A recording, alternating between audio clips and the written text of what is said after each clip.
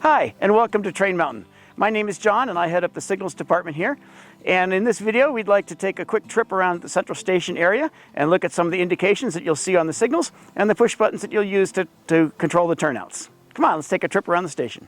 During the daylight hours, the tower will be open and occupied by dispatchers. And they will manually control all of the switches and the signals in the Central Station area. During this time, the push buttons will not work. So you're going to need to talk to the tower over the radio to get them to set up a route for you. When you come across a signboard such as this one along the right-of-way, this is your prompt to call into the tower and ask them to set up a route. There are three important pieces of information that they will need from you. First, they need to know who you are, some sort of identification or handle. Typically, we use the locomotive road number for that. Secondly, they need to know where you are. That's described right here on the sandwich board. And obviously, they're going to need to know where you want to go. When you talk on the radio, you'll want to hold the push-to-talk button firmly. Hold it close to your mouth, but not too close. Speak slowly and clearly, and give a little hesitation before you actually say your first word and after you say your last word. That way, the entire transmission goes over the air intact. So an example communication would be something like this. This is Portland and Western 1550 to Central Station Tower, over. Central Station Tower answering, over. I'm sitting at signal 6R, and I'd like routing to Grand Junction, the Serpentine track, please, over. WR 1550, 6R, Grand Junction to Serpentine. Proceed on signal indication. Thank you. 1550 out. It's important to note that simply having the conversation with the tower is not my permission to proceed through the area. His last words were, proceed on signal indication. What that means is that I must now look to the signals for an indication that I'm allowed to proceed. As you can see, he's now giving me a green signal, and so now I'm ready to go. One last thought. If you're not sure what to say, or you're overwhelmed by it, relax. The people in the tower are fellow train enthusiasts like you. They're here to have a good time just like you, and they're human. Just have a conversation with them.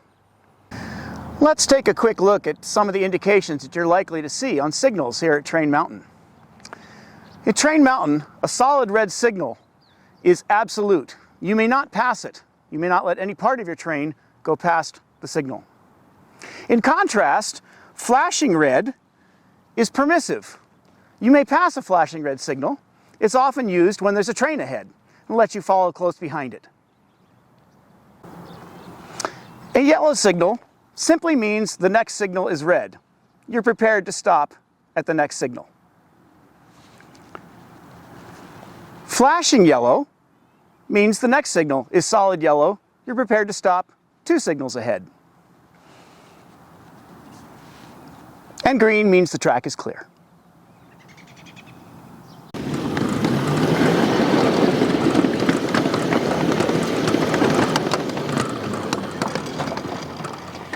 Here at the flagpole is the first set of push buttons at a push button box that controls the switches just beyond the signal bridge. The signals have 2 heads. The top head is used if the switches are set to go straight, and the bottom head is used if the switches are set to cross over. If the signal is indicating your desired route, there's no need to stop and push the buttons.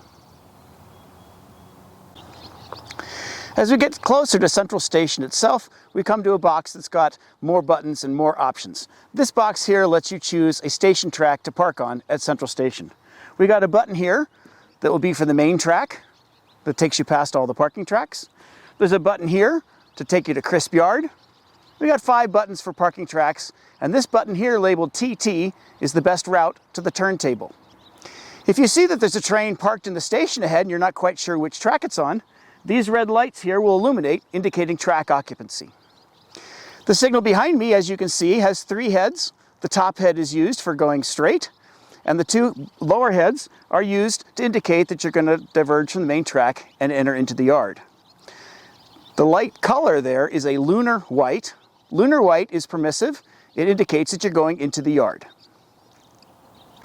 Not often used, this box here at the throat of the station can control the switches on the ladder tracks. These buttons do not control the switches on the main track. Handy if you're switching cars in the yard or something.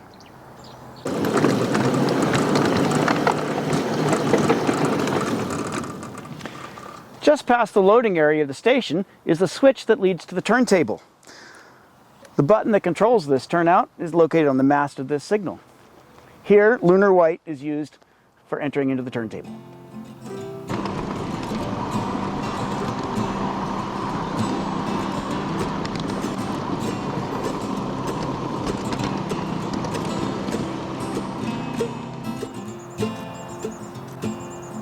We're here at the bottom of the turntable, and up ahead of me is the switch that leads to crisp yard.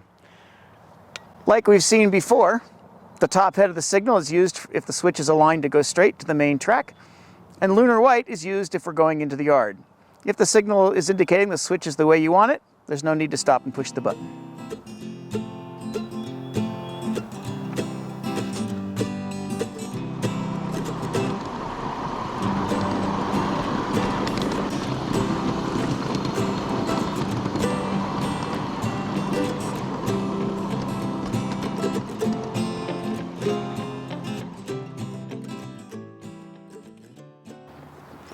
Here at the Klamath and Western Junction, we have a box that has 5 route options.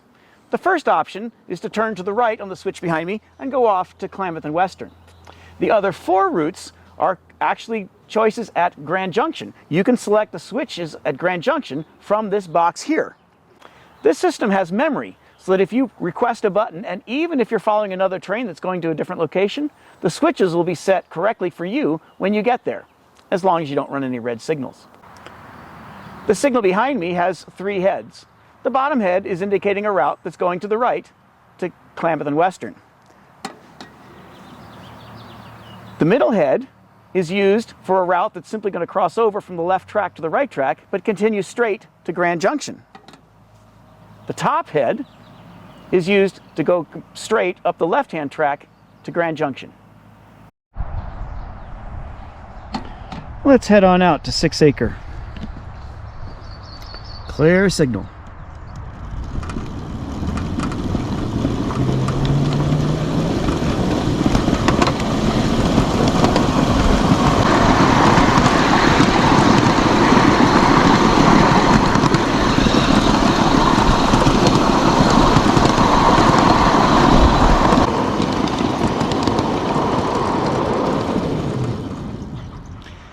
Since I've already pushed the button back at Klamath and Western Junction, there's no need to push the button here, and since the signal is showing me the route that I want, I'm just going to keep on going.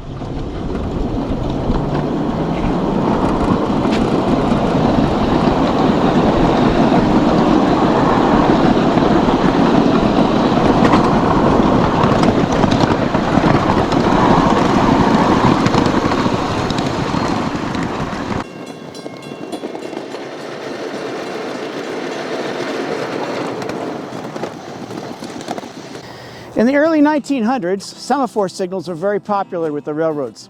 By day, the engineer could look at the position of the blade, and at night, a light would shine through these colored roundels.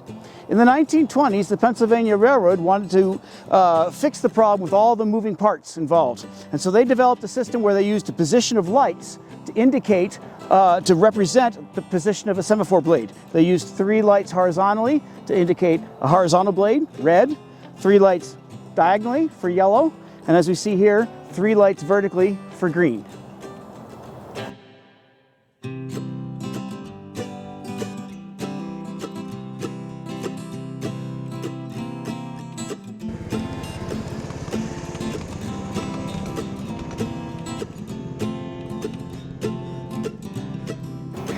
One last quirk with the Pennsylvania Railroad signals.